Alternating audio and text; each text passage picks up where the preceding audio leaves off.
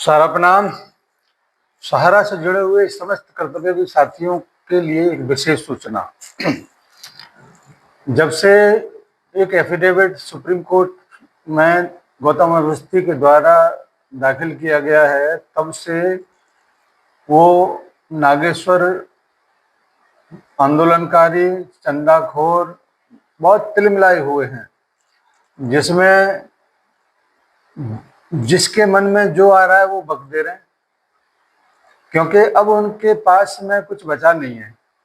उनको जो रोटियां सेकने का जो अवसर मिल रहा था, उसके ऊपर पूर्ण विराम लगने का समय आ रहा है। 14 अक्टूबर को जब माननीय सुप्रीम कोर्ट उस प्रस्ताव के ऊपर अपने विचारों को रखेगा, उसको संतुष्टि देगा, तो अब ये तिलमिला इस वजह से रहे हैं कि जिन जमाकर्ताओं से ये 10-10%, 15-15%, किसी से 50,000, किसी से 10,000, किसी से 20,000 रुपये लेके फूले फूले घूम रहे थे कि ये तो बड़ा चोखा धंधा हमको मिल गया, क्योंकि 15, 10, 12 करोड़ जमा करता है। अगर उसमें से 1-2 लाख लोगों का भी हमको साथ मिल गया तो हमारे तो 12 न्यारे हो जाएंगे।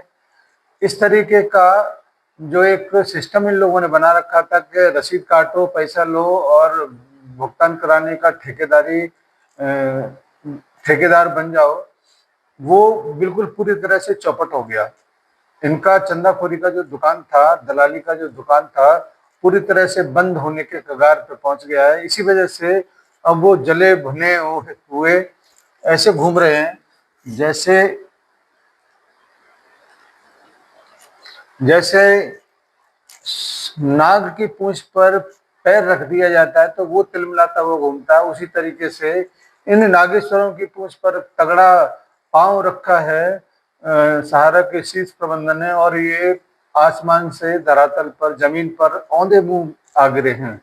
इसी वजह से अपने जो वीडियो होते हैं उनमें तमाम उल्टा सीधा बातों को लिख के दे रहे हैं कि ये सब कानूनी दाव पेचों से बचने के लिए सब कुछ किया जा रहा है। सुप्रीम कोर्ट है भाई, वो आपके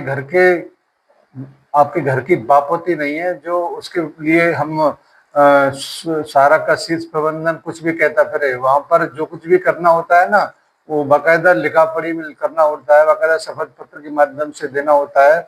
तो ऐसा वैसा काम कोई कुछ कर नहीं सकता है। तो नागेश्वरों के लिए एक बहुत ही महत्वपूर्ण सूचना अपने सम्मानित जमाकर्ताओं के लिए और कार्यकर्ताओं के लिए दिया जा रहा है, उसको आप जरूर नोट कर लीजिए। और जहां पर भी वो लोग पैसा लेकर भुगतान कराने का जो जिम्मा दिए हैं, उन लोगों से ये बोलिए कि अपने अपने पैसे वापस मांगिए, क्योंकि ये लोग 1 रुपए का भुगतान अब आगे क्या कभी भी नहीं करवा पाएंगे। ना आगे करवाए थे, ना अब करवाए हैं, ना आगे करवा पाएंगे। इसीलिए आप लोगों ने जो पैसा दिया है, पैसा मांगने का दोबारा से कोशिश करिए, और अगर पैसा न दें तो इनके सिर पर जो बाल है ना, उसका एक एक हिसाब करिए।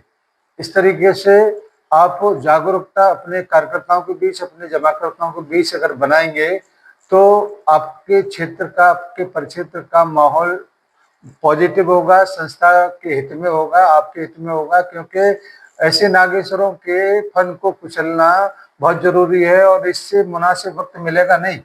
इसीलिए आप लोग थोड़ा सा इसका फायदा उठाएं और अपने अपने क्षेत्र के नागेश्वरों के फन को कुचलने का काम जरूर करें, चाहे वो कानपुर वाला हो, चाहे चाहे वो झारखंड वाला हो, किसी और जगह का हो।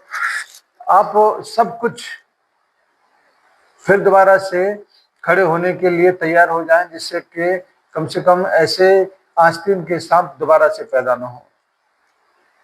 और एक एक पैसे का भुगतान केवल और केवल सहारनिया परिवार के माध्यम से ही होगा, उसके कारण से होगा, उसके अस्तित्व से होगा।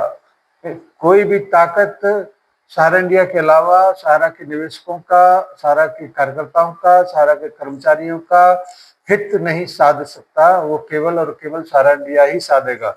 और वहीं से रास्ता भी निकल रहा है और रास्ता बनने का बिल्कुल एकदम तैयारियां हो चुका है, और जल्दी ही इसका एक बहुत महत्वपूर्ण आदेश निर्देश आप लोगों के बीच में पहुंचेगा।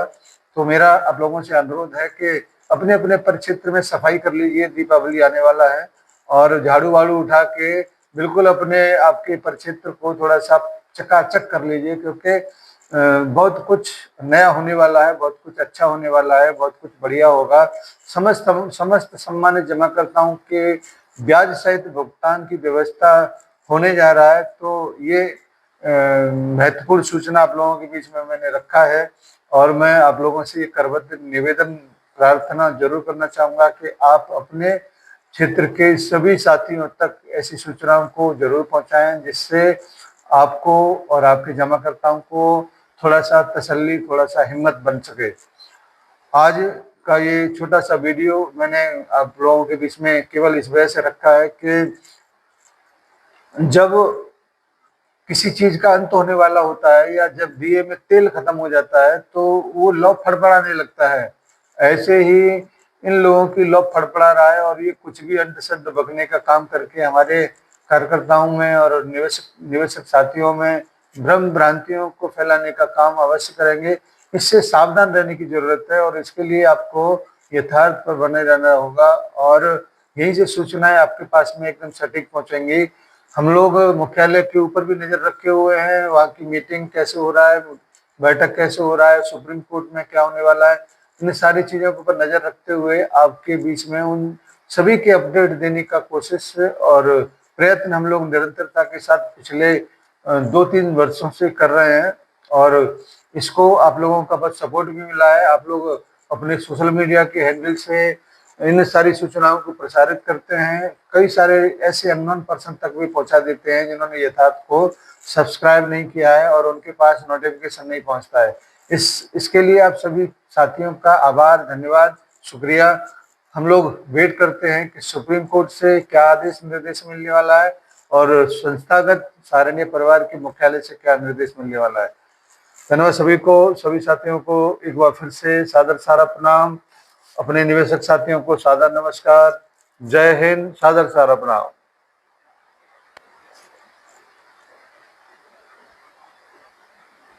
जमशेदपुर, अपने शहर जमशेदपुर इस लौह नगरी में सहारा इंडिया के जो भी कर्मचारी काम कर रहे थे, इन्वेस्टर से इन्वेस्ट करा रहे थे, इस बीच में मध्यस्थ के रूप में, एजेंट के रूप में, या इसके ऊपर के पदाधिकारी के रूप में डायरेक्ट इन्वेस्टर और कंपनी के बीच में जो भी काम कर रहे थे, ऐसे सारे इन्वेस्टर के सामने एक नई समस्या आ गई है कि भारत सरकार के आदरणीय केंद्रीय मंत्री अमित शाह जी का जो कुशल प्रशासनिक व्यवस्था बनाने के उपरांत सहारा में डूबे हुए पैसे जो जनता के पास लौटाने के लिए एक कानूनी सरल प्रक्रिया बनाई गई थी, उसके तहत लौटाया जा रहा है।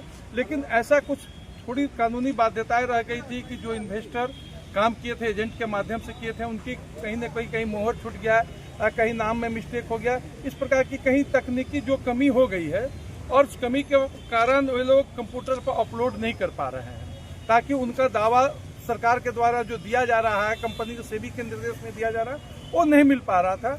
उसके निवारण के लिए सभी ने महसूस किया कि झारखंड में जब तक एक कार्यालय नहीं बन पाएगा जहां इस सारी तकनीकी कमी को दूर किया जा सके, तब तक निवेशकों का पैसा उचित ढंग से नहीं दिया जाएगा। इसी संबंध में सारे लोगों ने आज हमारे भारतीय जनता पार्टी कार्यालय आए थे। हम लोग उपायुक्त महोदय से समय लेके उनके पास, चूंकि सारे काम सरकार के माध्यम से होने हैं, सरकार के गाइडलाइन में होने हैं, और सरकार के प्रतिनिधि के रूप में पूर्वी सिंहभूम जिला के मालिक है प्रशासनिक गतिविधियों का वो डीसी महोदय, इसलिए उनके पास हम सभी लोगों ने अपनी बातें रखें। इस अवसर पर झुचलाई के माननीय विधायक मंगल कारिंदी जी भी दूसरे कार्य से आए थे, लेकिन इस बात में उन लोगों की भी सहमति हुई कि आम जो इन्वेस्टर है उसका सही ढंग से उनके पैसे का निष्पादन होना चाहिए, कहीं त्रुटि नहीं हो, और उसमें प्रशासनिक जो भी सहयोग हो सकता है उसे मिलना चाहिए। उसे डीसी साहब बोले हैं कि अगले पूजा के बाद सारी बातों को देख लिए हैं, बोले कि इनका स्टडी कर लेते हैं, स्टडी करने के बाद हफ्ता 10 दिन इसका हम निराकरण निकाल देंगे, ताकि सभी इन्वेस्टर का बेहतर ढंग से पैसा मिल सके। ये बहुत ही जनहित में अच्छी बातें हैं, और हमारे उपायुक्त जमशेदपुर जो है बहुत ही सरल हृदय है और लोगों के साथ कोऑपरेशन करने वाला।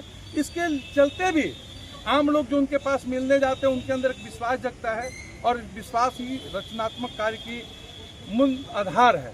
और हम समझते हैं कि अगले कुछ दिनों में यह कार्य बहुत जल्दी प्रारंभ हो जाएगा और इन्वेस्टर का पैसा मिलने लगेगा। इसमें प्रशासनिक सुविधाएं यहाँ जो हमको मिलेगी, हम लोग के लिए गौरव की बात है। और इसके लिए सभी इन्वेस्टर के साथ साथ जो एजेंट इसमें काम कर रहे हैं, उनके अच्छे कार्यों की हम सराहना करते हैं, बड़ाई करते हैं। धन्यवाद।